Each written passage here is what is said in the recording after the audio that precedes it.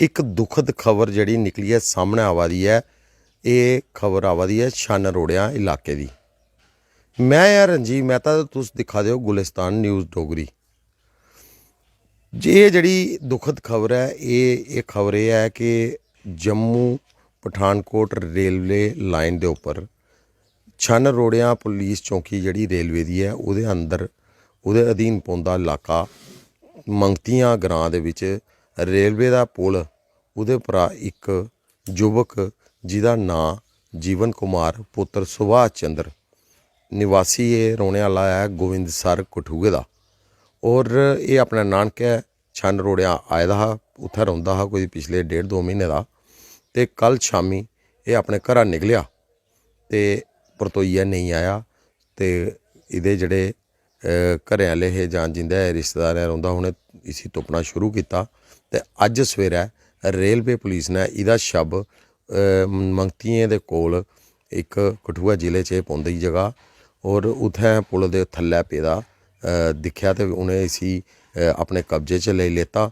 ते इस उहदे बाद इहदा जेह्ड़ा शव है ये 21 सालें दा युवक हा और संदिग्ध परिस्थितियों च इहदी मौत होने का मामला भी रेलवे पुलिस कठुआ दे पुलिस स्टेशन ने दर्ज कर लिता। ते इहदी लाश उन्हें कब्जे च लेइयै पोस्टमार्टम वास्ते हीरानगर उप जिला हस्पताल पहुँचाई।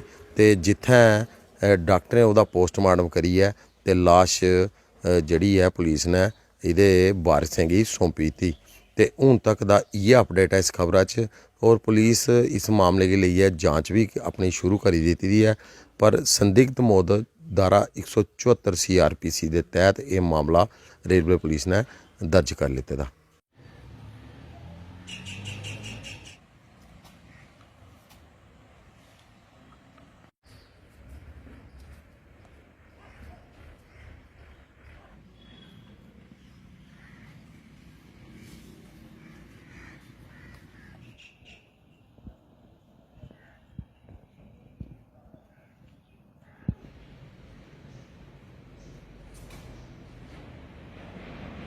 हट गया।